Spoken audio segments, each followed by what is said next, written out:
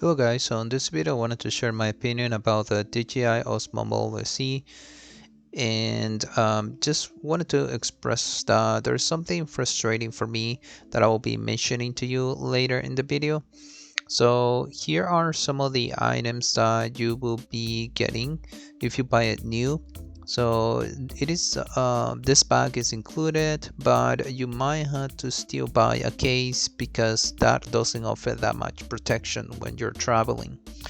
So you get this tripod, which I really like because it's really stable and it stays firm.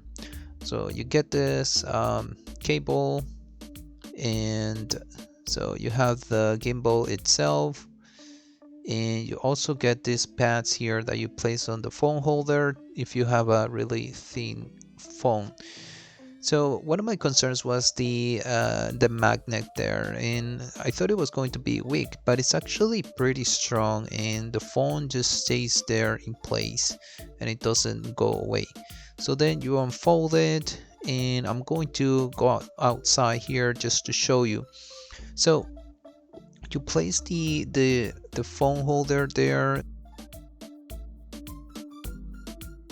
and then you unfold it just like that, and to turn it on you just hold the M button, which is also the mode button, and it just goes into that uh, shooting mode. So you're able to use it without the app, but there are some limitations. So you're able to use the different modes. You're also able to use this rotating button here, which place it in landscape mode. You're also able to use the trigger here, which what it does is just locks the phone into place. And what you're not able to, or actually you're also able to use this also this joystick here to rotate and move the phone. And what you're not able to use is going to be the zoom button and the record button. So those can only be used with the app. So speaking about the app, I had a little bit of a problem finding it in the Play Store.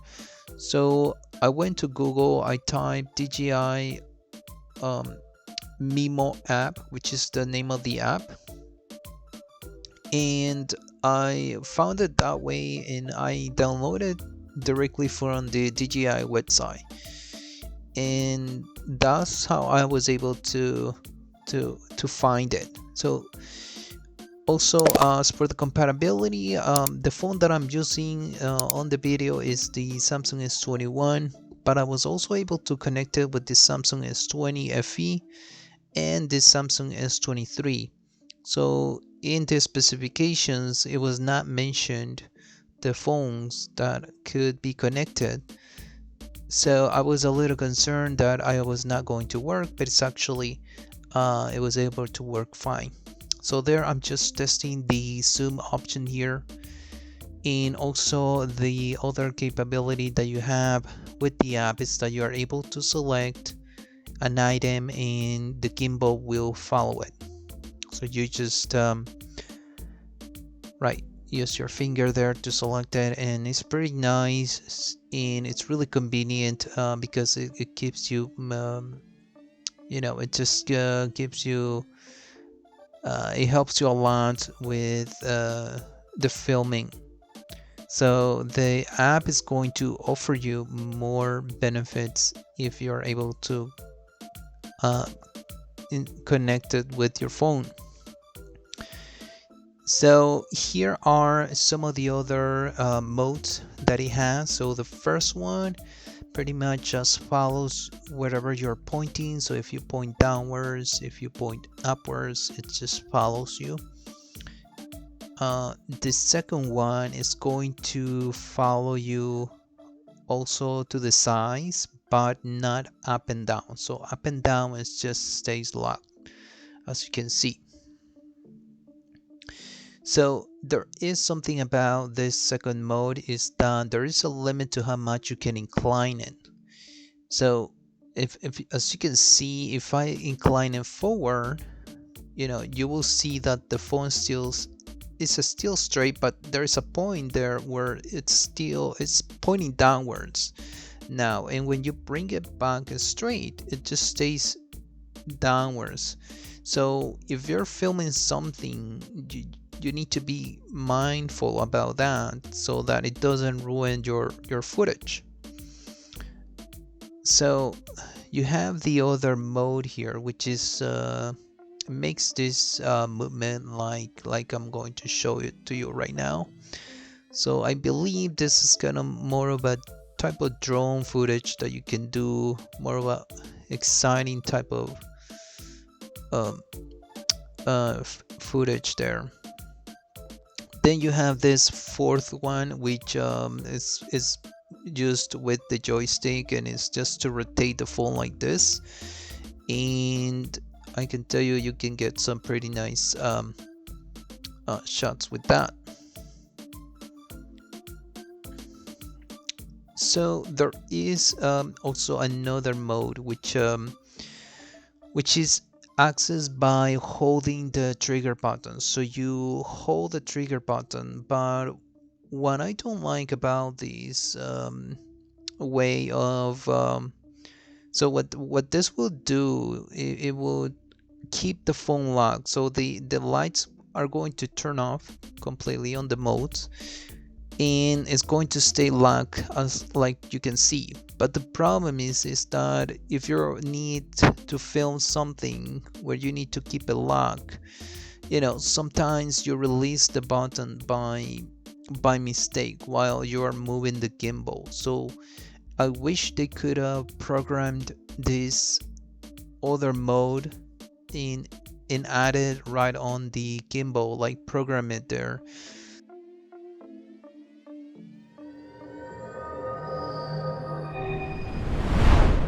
This is a video that I recorded without the gimbal, just to show you if you really need it. So I'm doing my best there to film as straight as possible, but I can see the house a little bit moves. It doesn't look completely firm. So as you can see there, I'm doing my best. It looks nice, I can tell you, but I have another video also where I will show you with the gimbal. So this is a bit with the gimbal, and you can see the house there. You can see in the back, it looks much more firm. It doesn't look like it's wobbling too much.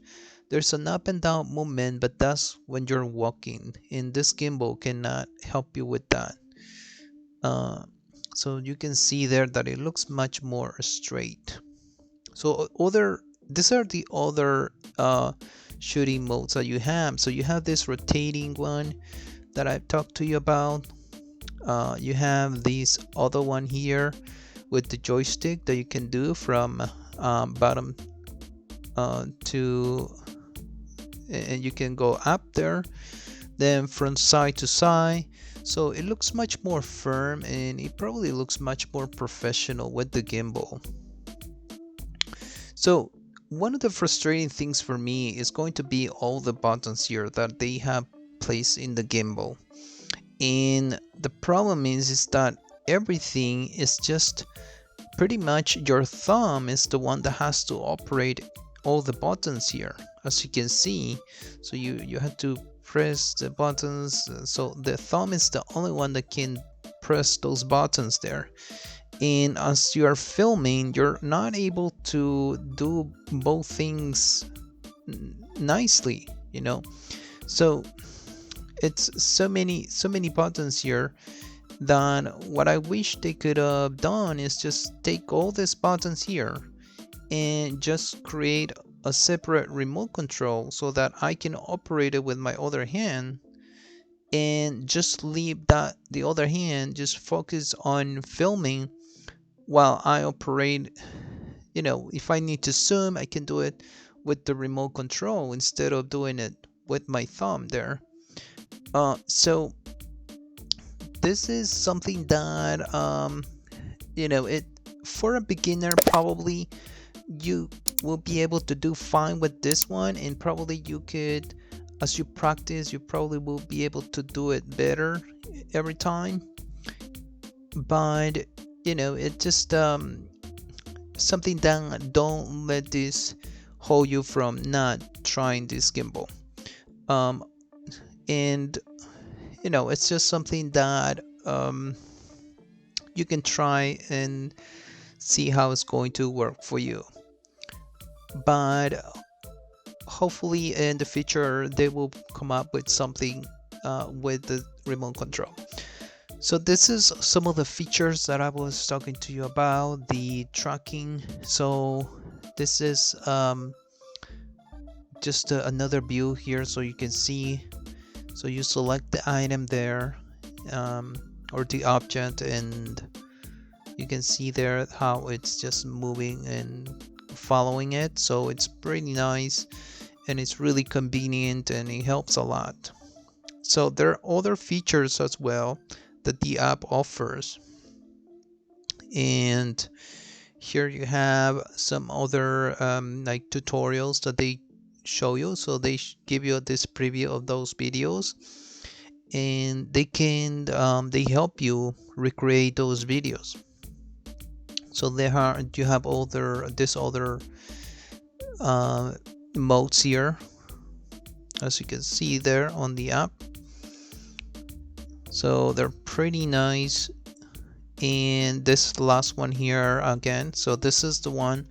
So they show you that video, the full video at the top, then they break down all this in different scenes at the bottom of that video, and you can select which scene you want to recreate. So here, for example, I select this one, and they show you here how to do it, and at the top you can see like a preview how it's going to look. So if you want to do another one, they even show you how to place the gimbal and how to do it. So I really like that they offer this guidance here to help you be better. So that's all I have to share, guys. I hope this video was a help to you. If you find it helpful, your likes will be appreciated. If you have any questions, let me know in the comment section. Consider subscribing for any future videos, and I will see you next time. Take care.